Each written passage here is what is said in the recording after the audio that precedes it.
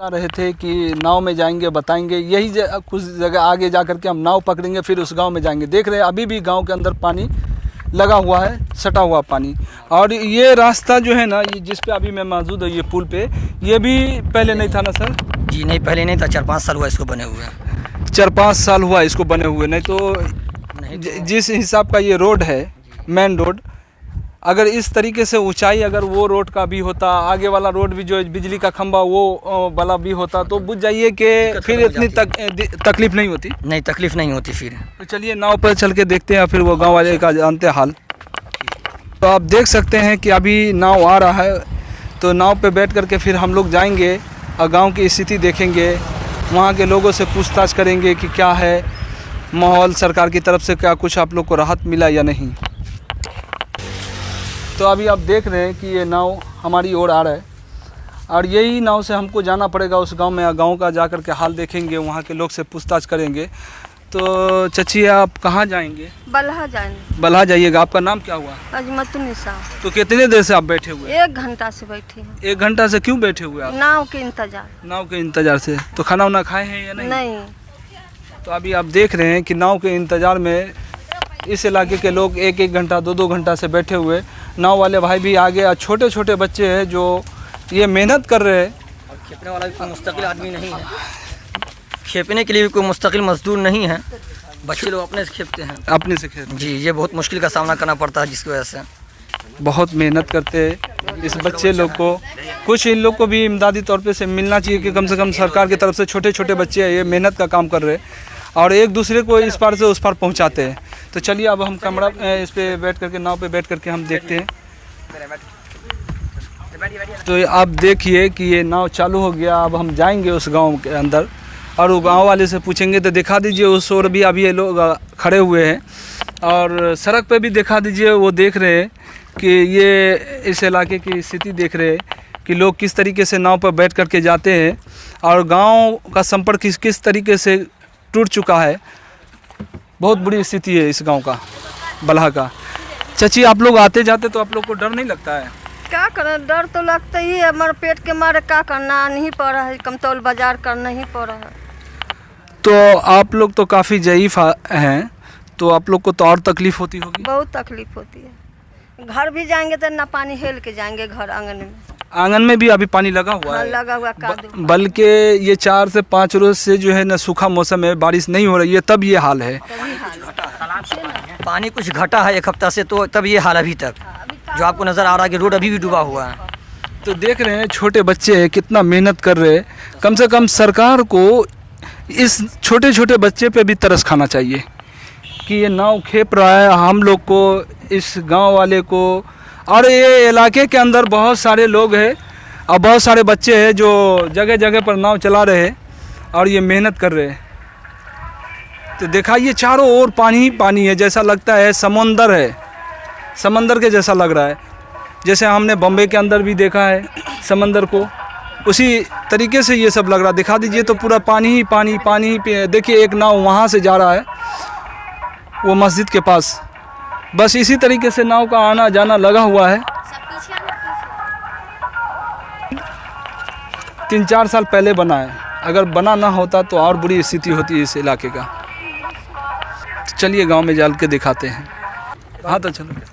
तो आप देखिए पहले एक छोटे बच्चे चला रहे थे, अभी नौजवान बच्चे चला रहे, वो भी मेहनत कर रहे, कोई भी मजदूरी नहीं ले रहे। दोनों में से जितने भी बच्चे इस इलाके के मजदूरी नहीं लेते, एक मेहनत कर रहे, बुझिए एक नेकी जैसा है कि नेकी कर रहे, कुछ यहाँ से लेकर के दुनिया से लेकर के आखिरत तक के लिए कुछ काम कर रहे हैं।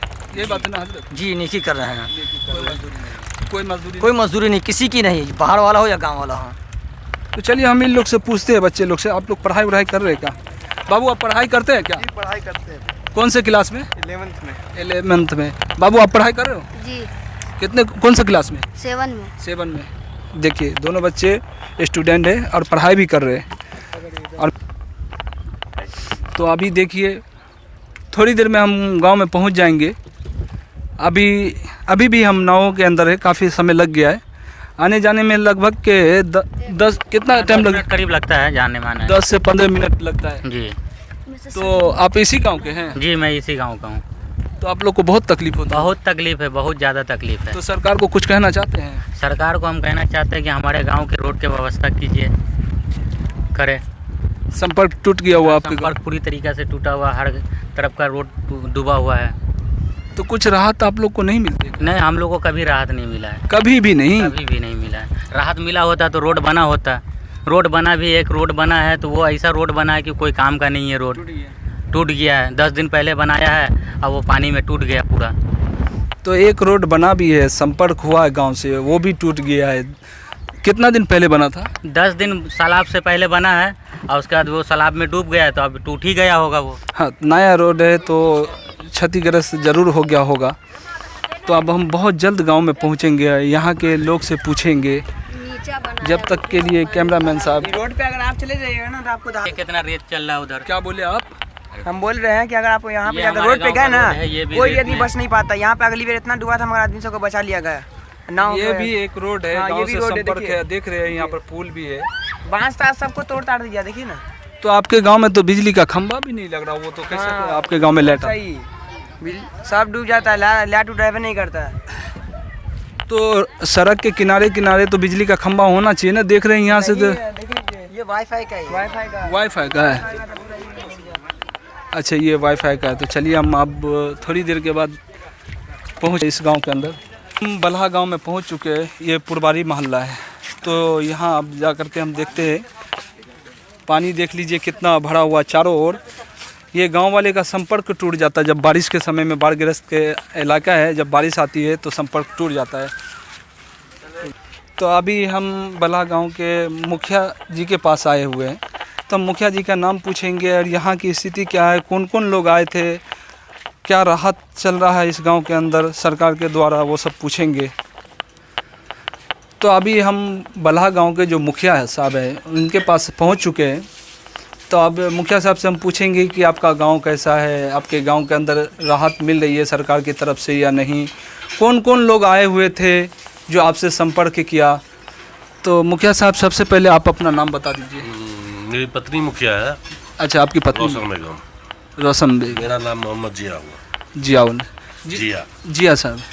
तो सर, आपके इलाके के अंदर जो बाढ़ आ जाती है हर एक साल, तो सरकार इसके ऊपर कुछ कदम उठा पाते हैं या नहीं? कुछ नहीं, जैसे कि तैसे वैसे ही है, कहीं कुछ नहीं। तो आपसे कोई एमएलए एमपी कोई भी आकर के संपर्क कोई नहीं, कोई भी नहीं? कोई नहीं। तो अभी सुन रहे कि और मुखिया अधिकारी आए थे, डीएम साहब आए थे, बाढ़ को संरक्षण करके गए परसों। सिर्फ डीएम साहब आए हुए थे, इस इलाके को सर्वे करके गए और मुखिया साहब से डीएम साहब संपर्क किए थे। पूछताछ किए थे कैसे क्या समस्या, सारी समस्या हमने बताया। अधवारा नदी के संबंध में बताया, रोड रास्ते के बारे में संबंध में बताया कि ऊंचाकरण होना चाहिए, पुल पुलिया की ज़्यादा आवश्यकता है, प्रोटेक्शन वायल की आवश्यकता है, जिससे लोगों का आवागमन ठीक ठाक हो जाएगा। इसके कारण ही आवागमन बंद हो जाता है। पूरा पंचायत 95% अभी तो कम पानी है, बड़ा बाढ़ आने पर 95% आबादी का आवागमन बंद हो जाता है, संपर्क टूट जाता है। एकदम साफ। सिर्फ मुख्यमंत्री कोष तक जाने के लिए कहीं भी बिना नाव के नहीं जा सकते। तो सर, अभी पता चला है कि कुछ दिनों में पंचायत चुनाव भी होगा, तो आप लोग को तो बहुत तकलीफ होगी। हाँ, पंचायत चुनाव होगा। अब देखिए सरकार कब तक करवाती है। हो सकता है बाढ़ग्रस्त क्षेत्र में अंतिम चरण में करवाए या लेट में करवाए, ऐसा भी हो सकता है। मगर अभी तो चुनाव होने वाला है ना? हाँ, इसका कोई निर्धारित समय चुनाव आयोग ने ये नहीं किया, घोषणा नहीं किया। चुनाव आयोग अभी तक घोषणा नहीं। नहीं, ऐसा कुछ चुनाव आयोग का लेटर कोई निर्गत नहीं हुआ है कि हाँ भाई फला डेट में होगा, ऐसा कुछ नहीं। जो अभी टाइम जो बढ़ रहा है, ये तो चुनाव लगभग के 6 महीना कुछ महीना पहले होना था। जून में रिजल्ट आ जाना था। 2 जून को पिछले बार भी रिजल्ट आ गया था, तो इस बार तो लेट हो गया कोरोना के कारण। तो अब देखिए आगे सरकार कब करवाती है चुनाव। कुछ दिनों पहले जो है चुनाव कोरोना की वजह से प्रभावित हुआ, आप जो है से बाढ़ की वजह से प्रभावित हो रहा है। नहीं, ऐसा कुछ नहीं है, सरकार की अपनी सोच है। बाढ़ की वजह से नहीं, बाढ़ तो मान लिया कुछ ही जिला में है, पूरे बिहार में नहीं है। तो उसके लिए क्या है, वो सरकार की अपनी सोच है। हो सकता है कोरोना कुछ बचा हो, इसके कारण नहीं हो रहा है। तो अभी आप सुन रहे थे यहाँ के बल्हा के मुखिया साहब जो है वो बता रहे थे कि अभी तक के कोई एमएलए एमपी या सरकार की तरफ से मुखिया जी को कोई ऐसा राहत नहीं मिला कि लोगों तक के पहुँचाए। हाँ, ऐसा कुछ नहीं। कोई मदद कहीं से कुछ, कोई मदद नहीं। अंचल कार्यालय से वो 5 नाव मिला था पिछले ही वर्ष, समझ लीजिए वही चल रही, उससे थोड़ा राहत हुआ। सिर्फ नाव मिला है? हाँ, 5 नाव मिला था पूरे पंचायत को, तो उससे थोड़ा एक राहत। पंचायत के अंदर 5 नाव? हाँ। तो इससे सब आदमी का आना जाना सही हो जाता है? नहीं, या हो और नाव की जाता है। ज़रूरत है? काफ़ी नाव की ज़रूरत है। हमने कहा था, जिलाधिकारी उस दिन आए थे, डीएम साहब, कि 2 बोट कम से कम दे दीजिए ताकि आवागमन में दिक्कत ना हो, क्योंकि कई बार नाव को डूबने का भी खतरा हो चुका है, कई बार नाव डूब चुका है। महिला बच्चे सभी लोग जाते आते हैं, बड़ बाजार जाते हैं, काम से जाते हैं, तो इस चीज़ की आवश्यकता है। तो उन्होंने कहा था जो हम प्रयास करके भिजवाएंगे, लेकिन अभी तक। सर अभी हम भी आ रहे थे नाव पे, फर्स्ट टाइम पे हम नाव पे बैठे हैं, हमको भी डर लग रहा था, हमारे कैमरामैन को भी डर लग रहा था, फैजान को भी, मगर किसी तरीके से हम आए कि जरा देखे इस गांव का, इस इलाके की स्थिति देखे। हमने बहुत सारी जगह पर अभी कवरिंग किया है कि हर एक गांव, हर एक इलाके के अंदर जाने की कोशिश कर रहे हैं, जहाँ तक हो सके हमसे वहाँ तक हम पहुँचने की कोशिश कर रहे हैं कि देख रहे बहुत तकलीफ़ है वाकई में। नाव बोट होता तो वो बेहतर होता, और उसमें भी जो चला रहे हैं ना वो छोटे छोटे, दिखा दीजिए तो ये बच्चे लोग, सरकार की तरफ से इन लोगों को कुछ तो राहत मिलना चाहिए, कुछ इस लोग को जो पढ़ाई स्टूडेंट लड़का है इन लोगों को तो पैसा मिलना चाहिए ना। एक्चुअली है क्या कि ये लोग नाबालिग 18 वर्ष से नीचे के लोग नाव चला भी नहीं सकते हैं, लेकिन है क्या कि मजबूरी है ना सर? नहीं, है क्या कि जो आदमी खेपता है नाव, जो खेवक है सरकार की ओर से, तो सरकार की तरफ से है, जैसे कि नाव मिलता है तो एक खेवक भी दिया जाता है, तो उसका कोई निजी आदमी। उसको तनख्वाह मिलता है? नहीं, अब तो सरकार क्या देगी नहीं देगी वो तो बात की बात है, बाढ़ के बाद देगी कि नहीं देगी, क्या करेगी वो तो सरकार के हाथ में, लेकिन ऐसा नियम है। तो उसमें है क्या कि सुबह 5 बजे से लोग चलना चालू करते हैं, रात को 10 बजे तक। कोई भी आदमी, मतलब आदमी तो मशीन है, एक व्यक्ति तो उतना टाइम समय दे नहीं सकता। हाँ, तो इसलिए गांव के लोग भी, सभी लोग तैरना भी जानते हैं और नाव चलाना भी जानते हैं। अब बच्चे को कब तक मना करेंगे, पानी हिलने तैरने चले जाते हैं, नाव का लग्गा पकड़ दिया, तो इस बहाने उसको ट्रेनिंग भी हो जाती है भविष्य। तो ये गांव के बुझ जाइए, ये नौजवान सितारे लोग की बहुत बड़ी उपलब्धि है जो सब काम कर लेते हैं परिस्थिति देकर। हाँ, इस गांव में या इस पंचायत में, गांव में तो हर बच्चा को तैरना आना ही चाहिए, सबसे बड़ी बात तो यह। और तैरना सबको आता है, नाव चलाना सबको आता है, आना भी चाहिए। सबसे ज़्यादा समस्या क्या है ऐसे समय पर कि सांप काटने से भी ढेर सारी मौत हमेशा हर वर्ष होती है, डूबने से ढेर सारी मौत होती है हर वर्ष।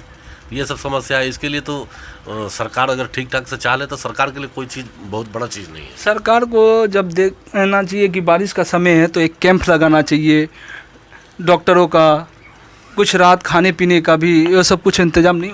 नहीं, ऐसा कोई इंतजाम नहीं है, ऐसा कुछ नहीं है। सिर्फ लोग को अपनी जिम्मेदारी खुद को निभाना पड़ता है। बस एक बार सरकार सिर्फ ऊंचाकरण कर दे, रोड को पुल पुलिया अधिक से अधिक संख्या में दे दे, प्रोटेक्शन वायल कर दे, तो समस्या अपने आप खत्म हो जाएगी हमेशा के लिए। देखिए तो अभी हमारे मुखिया जी जो है, कौन सा गांव के सर? ग्राम पंचायत राज बल्हा है, और बल्हा के। तो अगर मुखिया साहब को अगर फंड मिले तो ये लोग काम कराने के लिए 24 घंटा बोल दीजिए तैयार है, मगर जितना मिलेगा इन लोगों को तो उतना ही ना काम कराएंगे। पंचायत के द्वारा तो गली नाली फल्ला चिल्ला छोटा छोटा काम ही दिया जाता है, पंचायत को पैसा कम आता है। अगर इसी को पंचायत को अधिकार दे दिया जाए कि हाँ, आप अपने पंचायत को बाढ़ से या और समस्या से कैसे आप उधार कर सकते हैं, आपको क्या फंड होना चाहिए, क्या मिलना चाहिए, क्या चाहिए आपको, तब तो किसी की ज़रूरत ही नहीं, ना एमएलए की ज़रूरत है, ना एमपी की ज़रूरत है। पंचायत सरकार खुद सक्षम है सारा कुछ करने में, केवल सरकार के द्वारा उसको मदद होनी चाहिए। तो मुखिया जी अभी बता रहे थे कि अगर सरकार चाहे तो ना एमएलए की ज़रूरत पड़ेगी, मुखिया हो या वार्ड सदस्य हो, जो भी हो, सरपंच हो, समिति हो, तो इन लोग जो गांव के होते हैं उसको पूरी जानकारी होती है कि कहाँ पर कितनी ऊंचाई बनना चाहिए, कहाँ पर किस तरीके से बनना चाहिए, किस चीज़ की ज़रूरत है कहाँ पे, वो सब जानते हैं। और एमएलए एमपी को क्या ज़रूरत पड़ेगी, मतलब उसको क्या पता होगा कि कौन गांव कितना नीचा है, कौन गांव कितना ऊंचा है, किसको कितनी ज़रूरत है।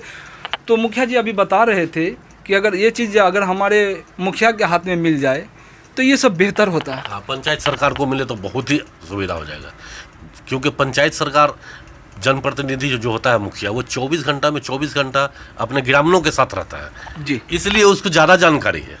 यही बात हमने भी। एमएलए साहब को मजबूरी है, उनको पटना जाना है, मीटिंग में जाना है, 50 टुलन है, और संसद जी को भी मजबूरी है, वो तो हर जगह गाँव नहीं दे पाएंगे, और वो हर जगह जा भी नहीं सकेंगे, क्योंकि संसद जी के पास भी तो ढेर कई हजार गांव है, वो बेचारा कहाँ जाएंगे, काम भी तो उनको करना है आगे। विधायक जी है, उनके अंडर में भी कई 100 गाँव आता है, ये लोग भी कहाँ समय देंगे।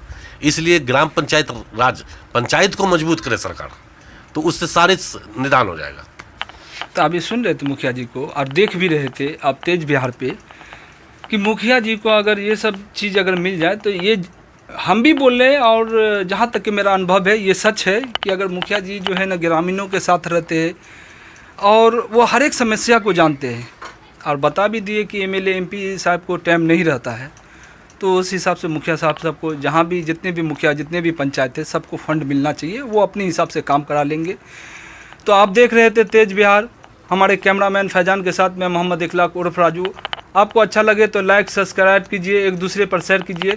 ये मुखिया जी एकदम बिल्कुल राइट बोले, सच बोले, हक बोले, ये बात को आप पहुंचाइए नीतीश कुमार सरकार तक के, कि ताकर के ये बात बिल्कुल सेटअप है, सही है कि मुखिया जी को फंड मिले तो वो बराबर काम करेंगे। एमएलए एमपी को उतना पता नहीं होता है कि कौन गांव ऊंचा है, कौन गांव नीचा है, कौन गांव को क्या चीज़ की ज़रूरत पड़ेगी।